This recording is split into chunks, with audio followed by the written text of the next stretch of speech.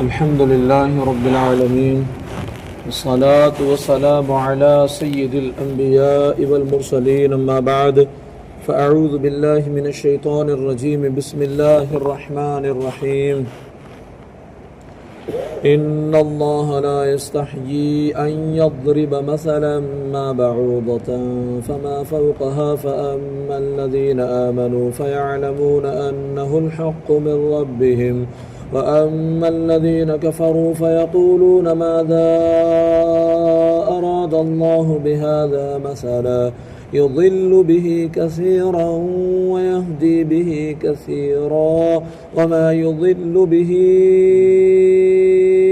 إلا الفاسقين صدق اللہ العظیم۔ ایک مرتبہ درود پاک پڑھ کے سنا دیں۔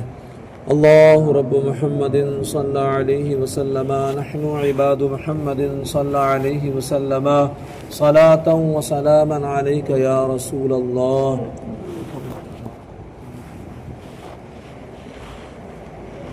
اعتکاف کی نیت فرما لیں۔ نویت سنت الاعتکاف۔ اللہ پاک کلام مقدس میں ارشاد فرماتا ہے، بے شک اللہ اس سے حیا نہیں فرماتا کہ مثال سمجھانے کے لیے ایک ایسی ہی چیز کا ذکر فرمائے، مچھر ہو یا اس سے بڑھ کر۔ بہرحال ایمان والے تو جانتے ہیں کہ یہ ان کے رب کی طرف سے حق ہے، اور رہے کافر تو وہ کہتے ہیں اس مثال سے اللہ کی مراد کیا ہے؟ وہ کہتے ہیں اس مثال سے اللہ کی مراد کیا ہے؟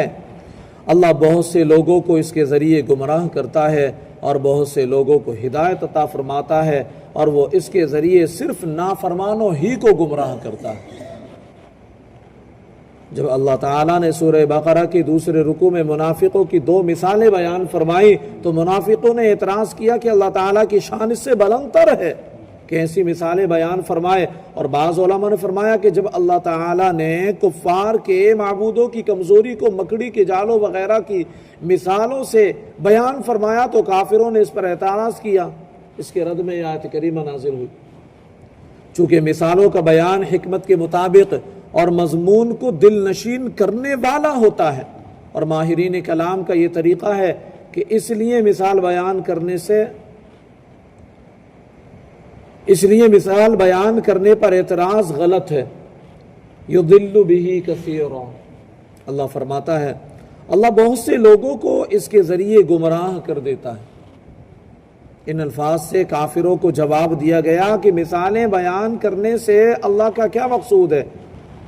نیز مومنوں اور کافروں کے مقولے اس کی دلیل ہیں کہ قرآنی مثالوں کے ذریعے بہت سے لوگ گمراہ ہوتے ہیں جن کی عقلوں پر جہالت کا غلبہ ہوتا ہے، اور جن کی عادت صرف ضد، مقابلہ بازی، انکار اور مخالفت ہوتی ہے، اور کلام کے بالکل معقول، مناسب اور موقع محل کے مطابق ہونے کے باوجود وہ اس کا انکار کرتے ہیں، اور انہی مثالوں کے ذریعے اللہ تعالیٰ بہت سے لوگوں کو ہدایت دیتا ہے۔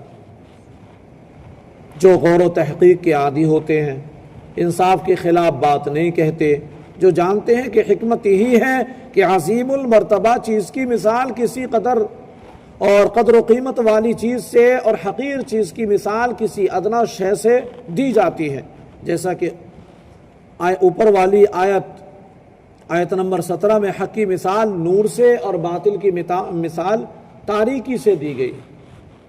نزول قرآن کا اصل مقصد تو ہدایت ہے، لیکن چونکہ بہت سے لوگ اپنی کم فہمی کی وجہ سے قرآن کو سن کر گمراہ بھی ہو جاتے ہیں، اس اعتبار سے فرمایا کہ قرآن کے ذریعے بہت سے لوگ گمراہ ہوتے ہیں۔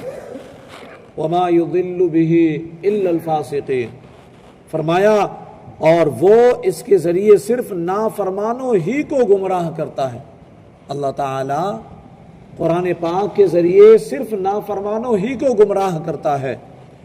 شریعت میں فاسق اس نافرمان کو کہتے ہیں جو کبیرہ گناہ کا مرتکب ہو۔ فسق کے 3 درجے ہیں۔ ایک تغابی، وہ یہ کہ آدمی اتفاقیہ کسی کبیرہ گناہ کا مرتکب ہو جائے، تھا نہیں ارادہ اس کا لیکن ہو گیا ایسا، اور اس کو برا ہی جانتا رہا، دوسرا انہماک کہ کبیرہ گناہوں کا عادی ہو گیا، اس سے بچنے کی پرواہ نہیں کرتا، اور تیسرا جحود کہ حرام کو اچھا جان کر ارتکاب کرے، اس درجے والا ایمان سے محروم ہو جاتا ہے۔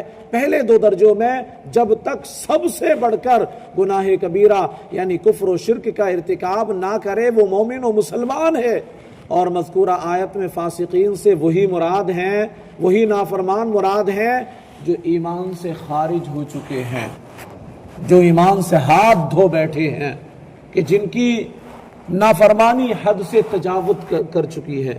تو ہمیں ہمیشہ اللہ کی خفیہ تدبیر سے ڈرتے رہنا چاہیے، اور ہمیشہ ہمیں اللہ عز و جل کے احکامات کی پابندی کرتے رہنا چاہیے۔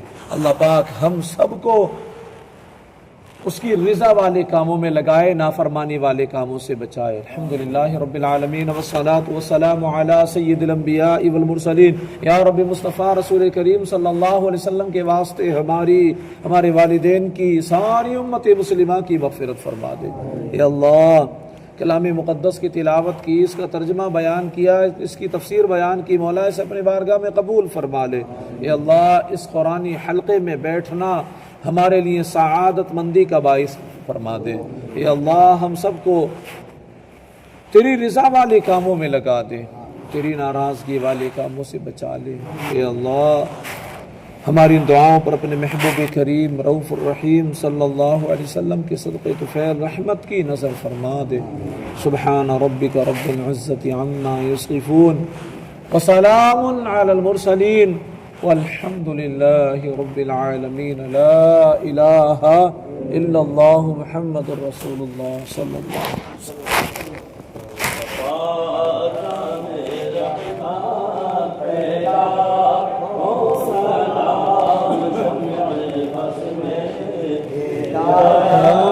پہلا کو سلام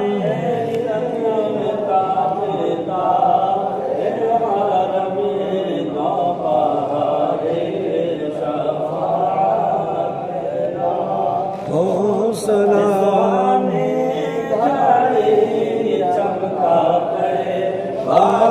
چاند اس دل افروز ساعت پہلا کو سلام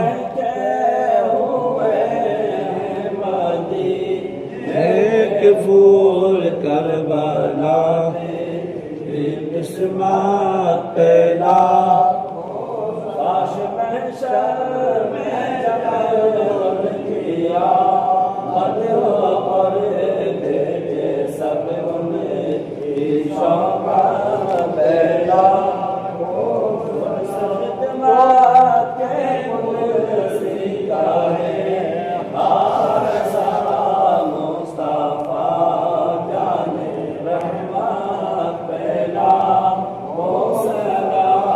شمع بز میں ہدایت پہلا کو سلام۔ الصلاة والسلام علیک یا رسول اللہ، الصلاة والسلام علیک یا حبیب اللہ، الصلاة والسلام علیک یا نبی اللہ وعلی آلک واصحابک یا نور اللہ صلی اللہ تعالی علیہ وسلم۔ سبحان ربک رب العزت عما یصفون وسلام علی المرسلین والحمد للہ رب العالمین۔